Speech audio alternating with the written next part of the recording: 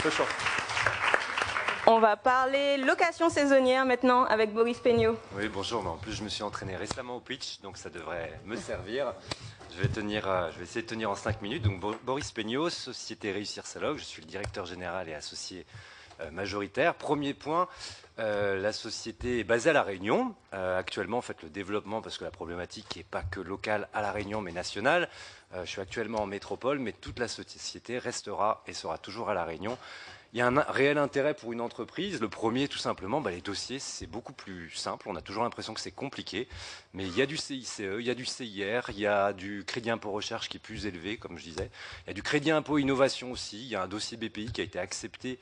Là, je l'ai déposé le vendredi, a été accepté le mardi. Donc, quand j'en discute, là, je suis dans une pépinière d'entreprise. Ils sont tous là à Angers en me disant mais comment t'as fait, je dis c'est la Réunion aussi et donc c'est positif. Et on a levé des fonds.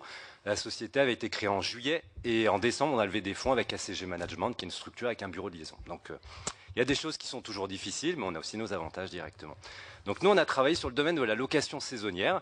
On parle souvent d'économie collaborative, de choses qui sont complexes, qui nous paraissent un monde un petit peu lointain. Sur le domaine du tourisme, c'est carrément le cas, directement, avec tout simplement une activité qui n'arrête pas d'exploser. Tout simplement, là, Airbnb a fait un article récemment avec plus de 500 000 locations saisonnières qui sont sur Airbnb. Si on prend les chiffres de Memento du tourisme, je préfère pas en parler parce qu'il y a un gros décalage entre les chiffres et en même temps les nombres de locations saisonnières qui sont présents. Plus de 800 000 résidences secondaires, ça c'est les chiffres de l'UNPLV, c'est pas moi qui l'annonce. 85 000 résidences principales. Et après, si on parle tout simplement de la Réunion, le problème il est pareil. Réunion, c'est 6 000 locations saisonnières, c'est une étude directement. Le problème qui se pose directement, il est multiple. Il est on pense d'abord tout simplement aux collectivités. Le premier, c'est en termes de taxes de séjour collectées. On pense toujours que taxe est un problème. Quand on parle d'hôtellerie, tout simplement, c'est intégré dans le forfait, en général, à 90%. Sur les locations saisonnières, pourquoi c'est pas le cas, je ne peux pas l'expliquer, mais c'est le cas réel. C'est un problème aussi, tout simplement, comme ils ne sont pas déclarés directement pour une grande partie, près de 80% du parc.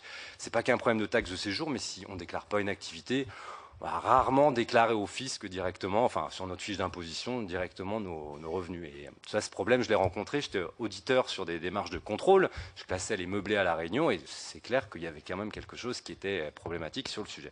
Après, pour le propriétaire aussi, c'est un problème parce que tout simplement, il peut être de bonne foi directement, mais vis-à-vis de ça, en fait, il peut avoir un problème d'assurance, il peut avoir un problème d'obligation de sécurité, il peut avoir des problèmes par rapport à des notions qu'il ne perçoit pas directement parce que ce n'est pas une activité principale souvent.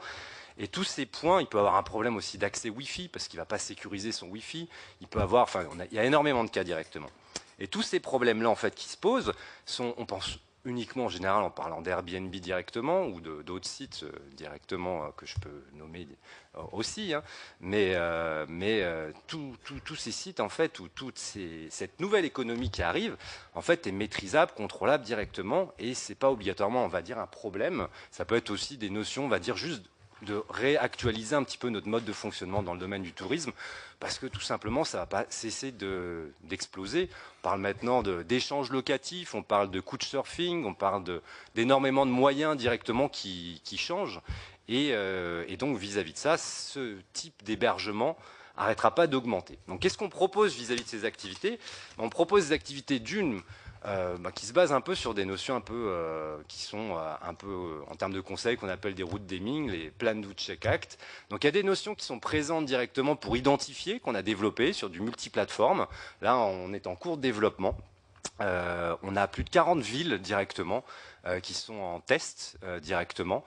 On va identifier sur plus de 30 plateformes en même temps et permettre de qualifier l'offre locative directement. Ça, c'est quelque chose en fait, on se rendait compte du problème qui était la base, c'est que chaque collectivité, chaque office du tourisme, chaque acteur dans le tourisme se disait oui, comment je fais? En fait, par rapport à ça, pour moi, il n'y a que des classés, des labellisés, des éco-labellisés des fois, ou voilà. Mais par contre, il venait bien à l'office du tourisme pour dire j'ai trouvé un bien, on va dire, en location saisonnière et je ne suis pas satisfait. Et donc, à partir de là, ça peut arriver, c'est pas tout le temps le cas, c'est pas ça que je dis, mais dans ces cas-là, qu'est-ce que disait l'office du tourisme? Tout simplement, pour nous, il n'est pas identifié. Et donc, il y avait un problème.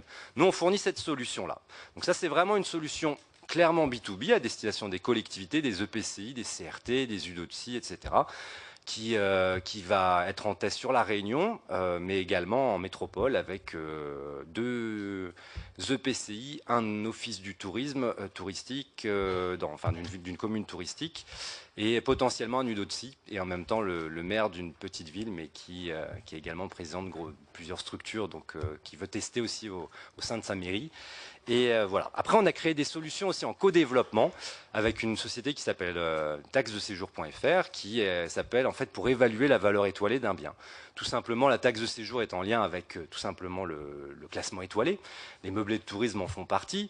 Le problème, c'est que Airbnb ne met pas en avant, ou tous ces autres sites, peu en avant tout ce qui concerne les notions qui sont en lien avec le classement étoilé.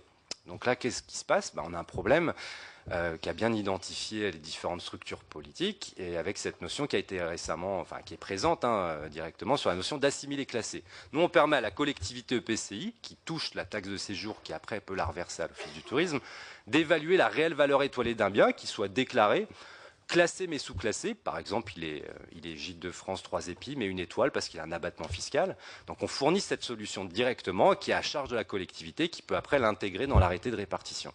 Après, on fournit aussi des solutions à destination du propriétaire, parce qu'on pense toujours que ce propriétaire-là n'a pas intérêt à aller au classement. Tout simplement, c'est souvent, on va dire, une position qui est juste prise par un acteur public, parce qu'il ne se rend pas compte aussi qu'il peut avoir aussi des intérêts. L'État a bien calculé ça, des notions d'intérêts fiscaux, abattement fiscal de 71%. Bref, c'est juste le remettre dans le droit chemin.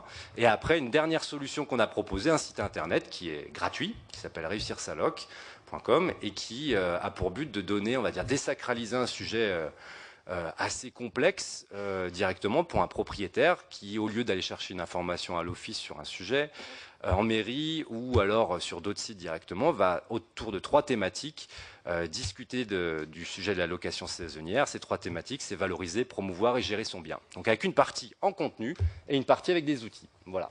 Est-ce que j'ai tenu? Ça va. Ça va. En tout cas, je vous remercie de votre écoute.